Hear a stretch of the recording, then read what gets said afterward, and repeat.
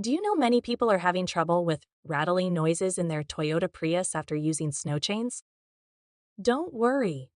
In this video, we'll show you how you do this. Let's start. Step 1. Inspect chains. First, inspect the snow chains and tires, ensuring they were installed correctly and are of the proper type and size. Step 2. Remove obstructions.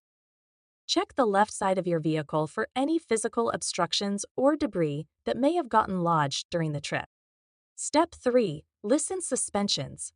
Listen closely to identify if the rattling noise is coming from the suspension system on the left side. Step 4. Check wheels. Ensure the tire and wheel assembly on the left side are securely mounted and check for any physical damage. Step 5. Inspect components.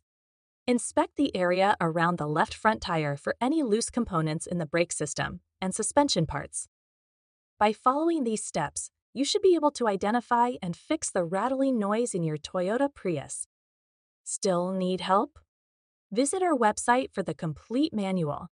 There you will also find questions and answers from other Toyota users. Did you find this video helpful? By subscribing, you help us continue to answer users' questions. So, subscribe to our channel.